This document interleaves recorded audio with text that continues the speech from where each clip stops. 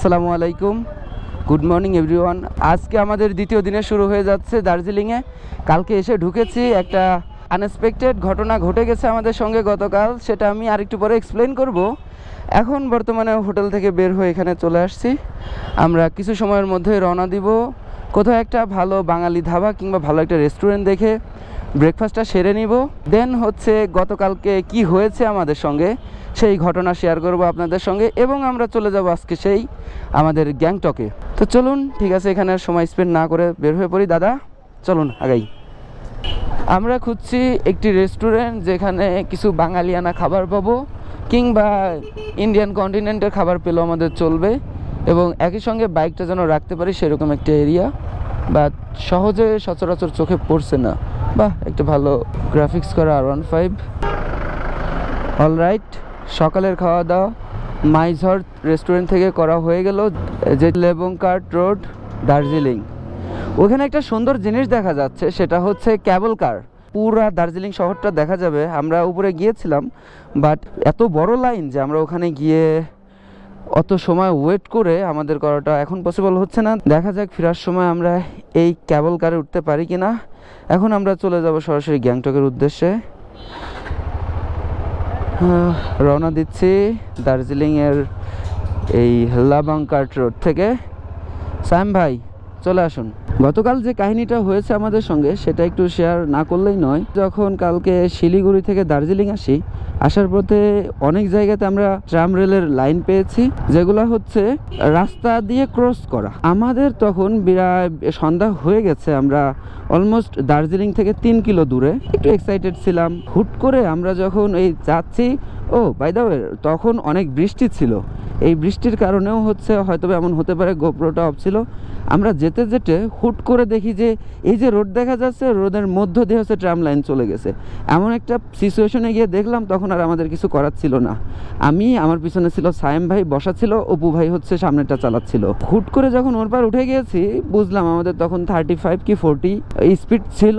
যেই মুহূর্তে আমরা দেখতে পেলাম যে আমাদের রাস্তার মাঝখানে ট্রাম লাইন চলে আসছে, তখন আর আমাদের কিছু করার ছিল না। আমরা হুট করে দেখার পরে বৃষ্টি ছিল যেহেতু, আমরা ব্রেক করতে করতে ট্রাম লাইনের উপরে চাকা উঠে যায়, সাইম ভাই সহ পড়ে যায়। রাস্তার উপরে পড়ে যাওয়ার ফলে যেটা হয়, আমার পা হালকা ছিলে যায়। এটা ততটা গভীর হয়নি বা অতটা ডেঞ্জারাস কিছু ছিল না। আর বাইক যেহেতু পড়ে গেছিলো, এই ভাইজারটা ভেঙে যায়। এখন আমাদের সামনে খুঁজতে হবে যে ভাইজারটা কোথায় লাগাতে পারি। এবং এই যে দার্জিলিং ঢুকতে ঢুকতে আমরা যে একটা বিপদের সম্মুখীন হইলাম, একটা ছোট ধাক্কা খেলাম, এটাতে হয়তো বা সৃষ্টিকর্তা আমাদের কোনো আগে থেকে মেসেজ দিয়ে দিয়েছে যেন আমরা আরও সতর্ক থাকতে পারি। এনিওয়ে, এই পাশে দেখা যাচ্ছে প্রচুর ক্লাউড, একদম ফগি ক্লাউড, যেটা ডিপ ক্লাউড না, ফগি ক্লাউড। আমরা এর মধ্য দিয়ে চলে যাচ্ছি। আর এখন আমরা আছি দার্জিলিংয়ের এই এরিয়াতে, হয়তো বা 1800-2000 ফিট উপরে। আপনি ইন্ডিয়ান রাস্তাগুলোতে যখন বাইক চালাবেন, ট্রাই করবেন যে এরিয়াতে যেটা লেখা থাকবে সেটা সেই এরিয়াতে মেনটেন করে চলার। আমার মতো ভুল করবেন না, অ্যাটলিস্ট যে না দেখে ট্রাম লেনের উপরে চলে যাবেন এবং আনফর্চুনেটলি সেটা পড়ে যাবে।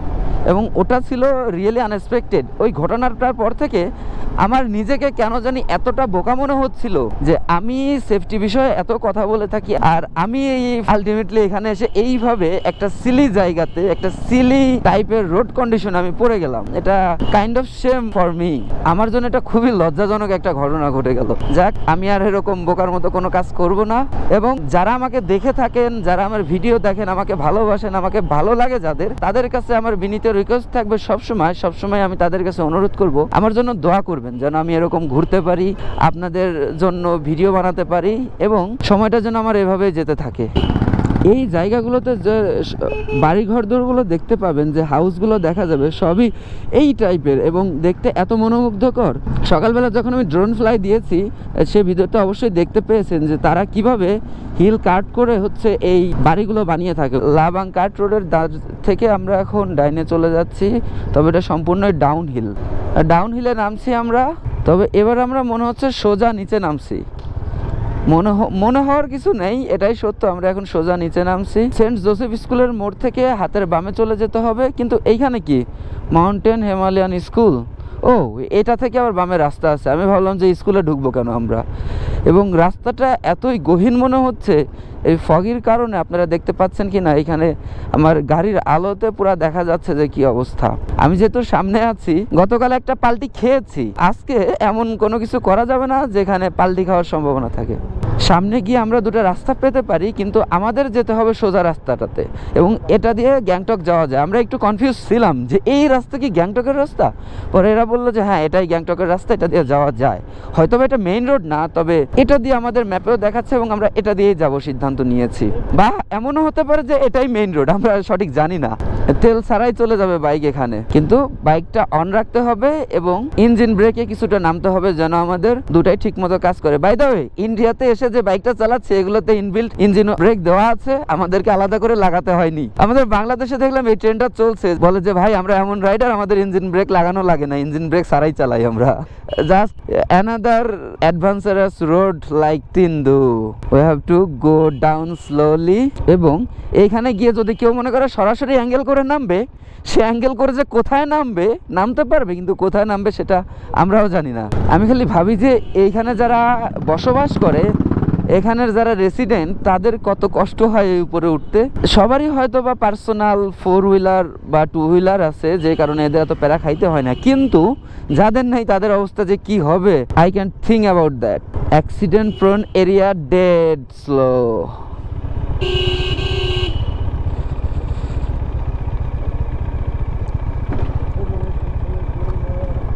এই রাস্তাটা শুকনা হলে একটু জোরে চালানো যেত, যেহেতু রাস্তার কন্ডিশন ভালো, কিন্তু হালকা ভেজা আছে, আবার ঢালু পুরাটা।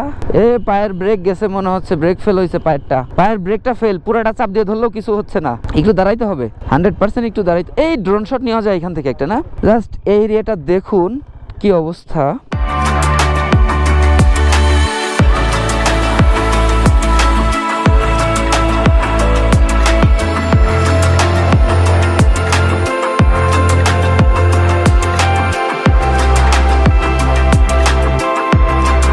এইখানকার যে রাস্তাটা আমি একটু আগে দেখালাম ড্রোন শটে, সেই রাস্তা দিয়ে এখন নামছি।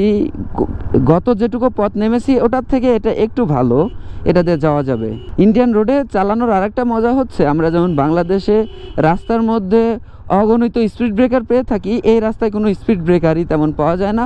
এই পাশটার ভিউ দেখতে পাচ্ছেন কি না, আমার কিছু কিছু সময় মনে হয় যে আমি যদি এই এরিয়াতে থেকে যেতে পারতাম, কিন্তু আমি এখানকার থেকেও আমি আমার বাংলাদেশকে বেশি ভালোবাসি, আমার মাতৃভূমিকে বেশি ভালোবাসি, যে জন্য এখানে আর থাকা হবে না। কত সুন্দর বাড়ি, চারপাশ দিয়ে চা বাগান।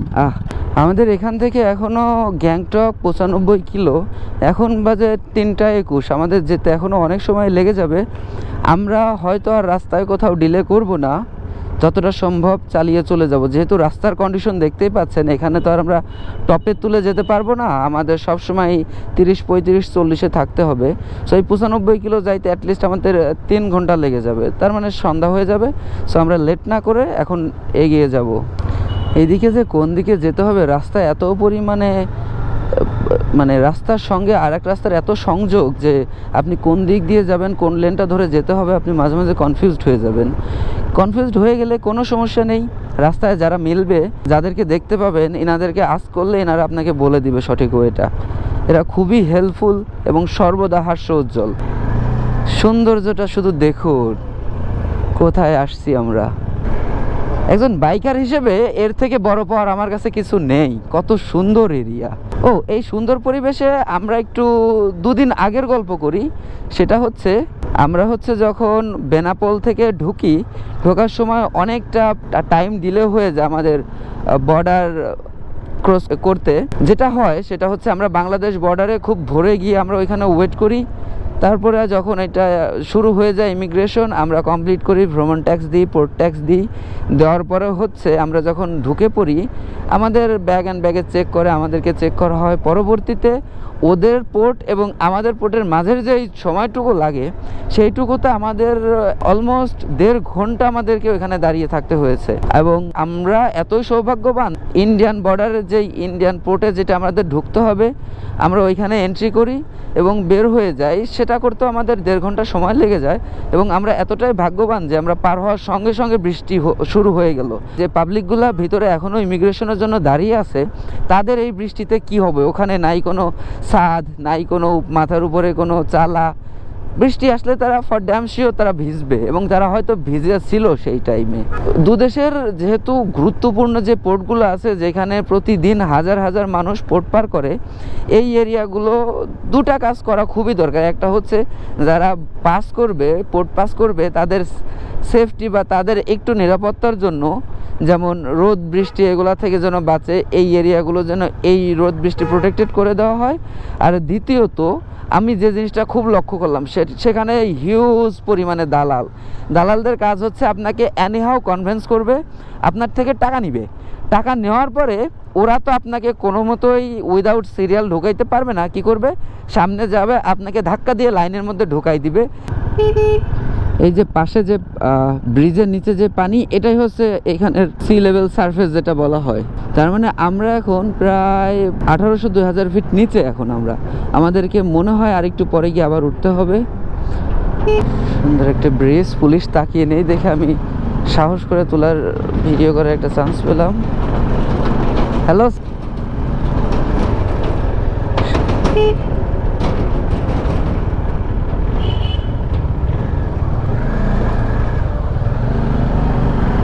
ওয়েলকাম টু রাম মামা।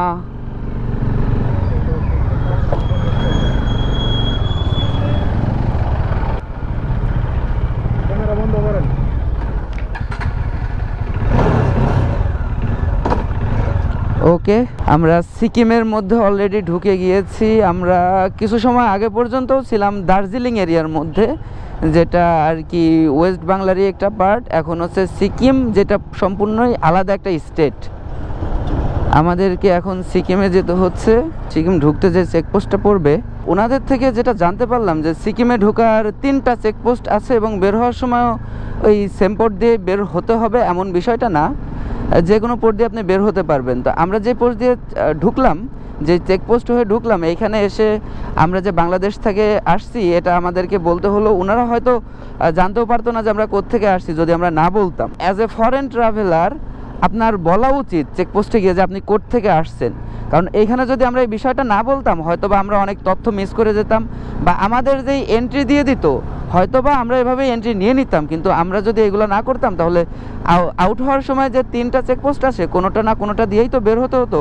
তখন যদি আমাদেরকে জিগাইতো আমরা প্রবলেমে পড়ে যেতে পারতাম। এজন্য হচ্ছে যে কোনো চেকপোস্ট থাক, আপনি যেখান থেকে আসছেন, যেখানে ডেস্টিনেশন যা যা করবেন, যদি সম্ভব হয় বা তারা যদি জিজ্ঞাসা করে কিংবা নাও জিজ্ঞাসা করে, আপনার সেফটি পারপাসে আপনি সেগুলো বলে দিবেন। কারণ আপনি যেসব এরিয়া দিয়ে যাবেন, যেসব এরিয়াতে যাবেন, ওই বাংলাদেশিরা বা সর্বভারতের লোকজনই অনেকেই আসেন এই গ্যাংটক, সিকিম এই এরিয়াতে। দেশের বাইরে থেকেও আমাদের মতো অনেকেই আসেন। সো আপনার উচিত হবে যখন আপনি এখানে এন্ট্রি করবেন, আপনার প্রপার সব ইনফরমেশন এখানে দিয়ে দেওয়ার। কখনো কোনো কিছু হয়ে গেলে এরাই আপনার খোঁজ নিবে যে এরা এই দিনের মধ্যে আসার কথা ছিল, আসেনি, তাহলে কোথায়। কিংবা যখন আমরা রিটার্ন করব, যখন এখানে এক্সিট করে যাব, তখন এরা একটু টেনশন ফ্রি থাকবে যে হ্যাঁ আমরা হয়তো বা এদের এরিয়া থেকে ঘুরে সেফলি যেতে পারছি বা চলে আসছি, তারা এটা কনফার্ম হবে। দ্যাটস ওয়াই আপনারা যখনই এইরকম এরিয়াগুলোতে আসবেন, আপনাদের প্রপার তথ্য তাদের কাছে দিয়ে যাবেন। এটা আমার রিকোয়েস্টও বলতে পারেন আপনাদের কাছে। মজার বিষয় হচ্ছে, আপনি যখন পাহাড়ি কোনো রাস্তায় বাইক রাইড করবেন, এক জায়গায় দেখতে পাবেন যে প্রচুর বৃষ্টি হচ্ছে, এবং আপনি 100-150 মিটার সামনে গিয়ে দেখতে পাবেন যে হায় হায় এইখানে তো কোনো বৃষ্টি নেই। এরকম সিচুয়েশন আপনি অনেকবার ফেস হতে পারেন এইসব এরিয়াতে। ভালো হয় যেখানে বৃষ্টি দেখে থামবেন, বৃষ্টির মধ্যেও যদি হালকা পাতলা চালানোর মতো সিচুয়েশন থাকে, আপনি সেই এরিয়াটুকু বাইক চালিয়ে পার হয়ে যাবেন। দেখবেন যে এমন হতে পারে যে সামনে গিয়ে বেশি বৃষ্টি, কিংবা ভাগ্য ভালো হয়ে থাকলে সামনে গিয়ে বৃষ্টি নাও পেতে পারেন, যেটা আমাদের সঙ্গে গত 2 দিনে বেশ কয়েকবার হয়েছে। আমরা একটু করে ওয়েট করেছি, দেন চালানোর মতো পরিবেশ পাইলে আমরা সেখান থেকে চলে গিয়েছিলাম। বাইক চালানো, বাইক নিয়ে ট্যুর স্টার্ট করার আজকে দ্বিতীয় দিনের আলো প্রায় শেষের মধ্যে। আমরা গ্যাংটক থেকে আর 75 বা 78 এরকম হবে, এত কিলোমিটার দূরে আছি, চলে যাব। রাস্তার অবস্থা এত ভালো না, আমাদের একটু দেখে শুনে চালাইতে হবে। এর মধ্যে একটা ভুল আমাদের হয়ে গেছে, সেটা হচ্ছে আমরা ম্যাপ না খেয়াল করে ভালো রাস্তা পেয়ে আমরা মনের মতো চলে যাচ্ছিলাম। আমাদের এই ভুলটার কারণে আমরা প্রায় 30 কিলো পথ পেলিংয়ের দিকে চলে গেছিলাম। ওইখান থেকে যেহেতু আমাদের গ্যাংটক থাকার ইচ্ছা, আমরা গ্যাংটকে আগে যাই, গিয়ে আমাদের অবস্থান বুঝি কি করা যায়, সময়ের উপর ডিপেন্ড করে দেন আমাদের পরবর্তী প্ল্যানিং করা হবে। এখন আমরা যাচ্ছি গ্যাংটকের দিকে। তো চলুন আমাদের সঙ্গে এগোতে থাকি। দিনের আলো শেষ, আবার যখন আমরা রাতের সৌন্দর্য ফুটে উঠবে সেরকম প্লেসে গেলে ক্যামেরা ওপেন করবো ইনশাল্লাহ। ততক্ষণ আমাদের সঙ্গেই থাকুন। পথটা সোজাই যেতে হবে, ব্রিজ পার করে আমরা ডাইনে চলে যাব। গ্যাংটকের রাস্তা সোজা, আমাদেরকে সোজা যেতে হবে। আর মাত্র 5 কিলো স্বপ্নের গ্যাংটক। আমরা কিছু সময়ের মধ্যে গ্যাংটকে পৌঁছিয়ে যাব। ওখানে গিয়ে আজকের ফার্স্ট কাজ হবে, আমরা ট্রাভেলাররা খুব ভালো করেই জানি যে আগে থেকে বুকিং দিলে আমাদের কথা বলার চান্স থাকে না, এবং যেহেতু এন্ট্রি টাইম থাকে হোটেলগুলোর নিয়ম অনুযায়ী 12টা থেকেই নিয়ম থাকে, 12টা কিংবা 1টা, সেহেতু আমরা যেহেতু রাত্রে যাই আমরা একটু কথা বললে কিছু ডিসকাউন্ট পাই। এজন্য আমরা আগে থেকে বুকিং না দিয়ে আমরা স্পটে গিয়ে অন স্পটে গিয়ে হচ্ছে আমরা রেন্ট নেই, সেটা আমাদের জন্য কিছুটা ডিসকাউন্টও হয়ে যায়। আজ রাতের জন্য আমরা আছি হোটেল অরোরা গ্যাংটকে। আমরা এখন রাতের খাবারের জন্য বের হলাম, ফ্রেশ হলাম, গোসল দিয়ে বের হয়ে পড়লাম। রাতের খাবার শেষ করে আবার ব্যাক করব রুমে। খাওয়া শেষ করে আমরা চলে আসলাম এই এরিয়াতে। দেখুন এটা কত সুন্দর, কত সুন্দর, আসলেই কত ক্লিন, কত সুন্দর। গ্যাংটকের এমজি মার্কেট, যেখানে মানুষ শপিং টপিং করে এবং একটু ঘুরতেও আসে। গ্যাংটক শহরে থাকলে রাতের বেলা এই জায়গাতে না আসলেই নয়। এইখানে দিনের বেলা আসলে হয়তো আপনি এতটা ডিফারেন্ট টের পাবেন না, বাট রাত্রে যখন আসবেন তখন মনে হবে যে আপনি কোনো একটা হাই ক্লাস সিটিতে, কোনো একটা আলট্রা মডার্ন সিটিতে চলে আসছেন। এত সুন্দর লাগবে। এইখান থেকে আর বেশি দূর নেই যাওয়ার জায়গা, জাস্ট আমরা এখান থেকে আমাদের বাইকটা ঘোরাবো। আমরা এখন একটু সময় নিয়ে এর মধ্যে দিয়ে হাঁটবো এবং একটু ভিডিও রেকর্ড করব। আমরা বাইকটা কোনো একটা জায়গায় পার্ক করব, তারপরে হচ্ছে এখান দিয়ে হাঁটা শুরু করব। তো কোথায় পার্ক করলে ভালো হয় একটু দেখি, যেখানে পার্কিং অ্যালাউ আছে এরকম জায়গাতে। সামনে আর বেশি এগোবো না, আমরা এখানেই কোথাও একটা রেখে দিব বাইক। এই এরিয়াতে হচ্ছে আমরা হাঁটতে এসেছিলাম। এই জায়গাটা এত সুন্দর। এখন রাত 10:50 বেজে গেছে, তারপর ওইখানে লোকারণ্য, বেশ লোকজন দেখা যাচ্ছে যারা ফটো তুলছে, হাঁটছে। কিন্তু আপনি এই এরিয়ার বাইরে গেলে এই রাতে আপনি আর কাউকে দেখতে পাবেন না। সব দোকানপাট, ম্যাক্সিমাম দোকানপাট বন্ধ। কিছু রেস্টুরেন্ট আছে যেগুলো ট্যুরিস্টদের জন্য ওপেন থাকে, তাছাড়া সব দোকানপাট, গ্যারাজ বা যারা হোটেলে কর্মরত থাকে তাদেরও এখন ছুটি হয়ে গেছে। এবং আমাদের হোটেল থেকে আমাদের কল আসছে আমাদেরকে তাড়াতাড়ি ব্যাক করতে হবে হোটেলে। সেজন্য আর এইখানে এত সুন্দর পরিবেশও আর একটু বেশি সময় কাটালাম না এবং চলে যাচ্ছি আমরা এখান থেকে। একটা জিনিস এখানে মেনশন করাই লাগবে, সেটা হচ্ছে এটা সম্পূর্ণ পলিউশন ফ্রি এরিয়া বলা হয় এটাকে। খুবই সুন্দর, যে যার যার মতো বসে আছে, পার্ক টাইপের। এবং এই এরিয়াতে কোনো বাইক বা কার অ্যালাউ না, সেগুলো হচ্ছে ওই এরিয়াতে পার্ক করতে হয় যেখানে আমি আমার বাইক পার্ক করে এসেছিলাম। আমরা এখান থেকে কিছু সময়ের মধ্যে বের হয়ে যাব। বের হওয়ার পরে চলে যাব হোটেল রুমে এবং আজকের ভিডিও আমরা শেষ করব এরই মধ্যে। তো চলুন বাইকের কাছে যাওয়া যাক, বাইকটা নিব এবং এই এমজি মার্কেটের এরিয়া থেকে বের হয়ে যাব। যারা গ্যাংটকে আসে বা আসবেন ঘুরতে, তারা যদি হাতে সময় থাকে অবশ্যই এই এরিয়ার জন্য একটু সময় রেখে দিবেন, যেটা হচ্ছে আপনি রাত্রিবেলা আসবেন এবং এই এরিয়াতে একটু ঘুরবেন। কিছু সময়ের মধ্যে আমরা আমাদের রুমে পৌঁছে যাব এবং শুরু হবে কালকের প্ল্যানিং। গ্যাংটক থেকে আমাদের প্ল্যানিংটা কালকে আবার শুরু হবে। রাতে গিয়ে আমরা আরও কিছু বিষয়ে ডিসকাস করব, দেন কালকে বের হয়ে পড়ব। তো বের হয়ে যাচ্ছি এমজি মার্কেট থেকে, চলে যাচ্ছি হোটেলের দিকে। তাহলে দেখা হবে কালকের ভিডিওতে। ততক্ষণ পর্যন্ত সুস্থ থাকবেন, ভালো থাকবেন এবং বাইকার্স ব্লগের ভিডিও দেখতে থাকুন। আগামী দিনের যে ভিডিওটি আপলোড হবে অবশ্যই সেটি মিস করবেন না। নেক্সট পর্বের জন্য অপেক্ষা করুন। সাবস্ক্রাইব না করে থাকলে সাবস্ক্রাইব করে ফেলুন, পরবর্তীতে কোনো ভিডিও আপলোড হলে সেটা মিস না হয়। তাহলে আজকের মতো বিদায় নিচ্ছি। সবাইকে আরও একবার শুভেচ্ছা জানিয়ে, সবার থেকে দোয়া কামনা করে বিদায় নিচ্ছি। আল্লাহ হাফেজ।